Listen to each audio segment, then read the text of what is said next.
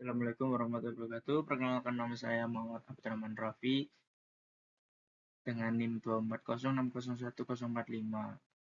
Di sini saya akan menjelaskan keterlambatan saya mengumpulkan PPT pertemuan terakhir kemarin.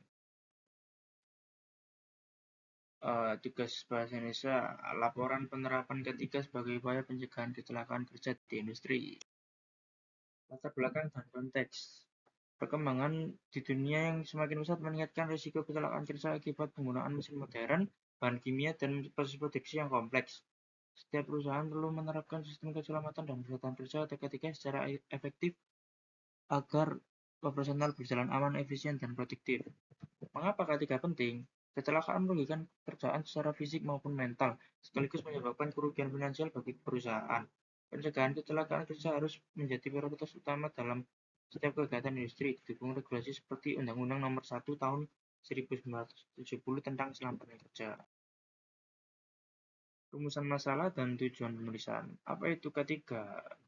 K3 yaitu menjelaskan pengertian keselamatan kerja serta landasan hukum yang mengaturnya di Indonesia. Tujuan ketiga yaitu mengetahui ketiga dalam menciptakan lingkungan kerja yang aman, sehat, dan produktif. Faktor kecelakaan kerja. Mengidentifikasi faktor-faktor penyebab kecelakaan kerja di industri, mulai dari faktor manusia hingga manajemen. Manfaat penerapan ketiga.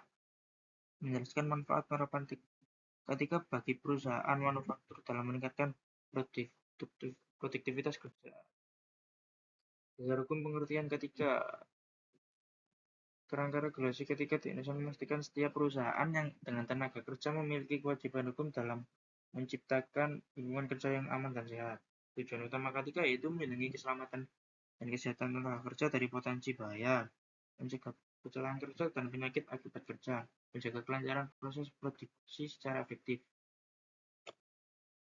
Faktor penyebab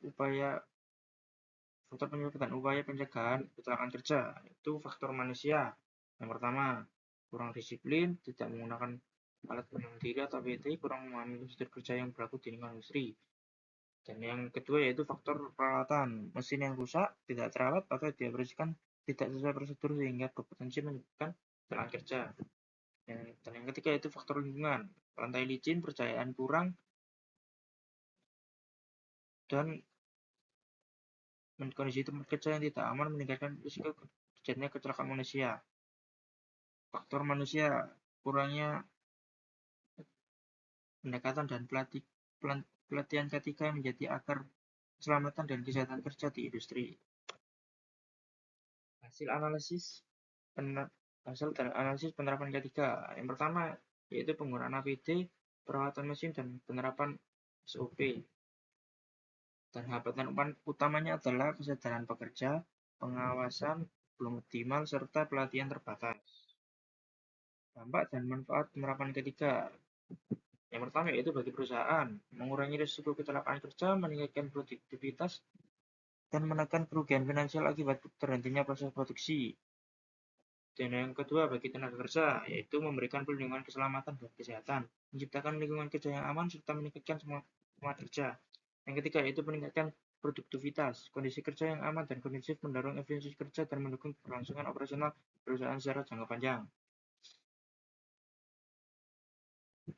Dan yang keempat, kepatuhan regulasi memenuhi peraturan perundang-undangan ketiga yang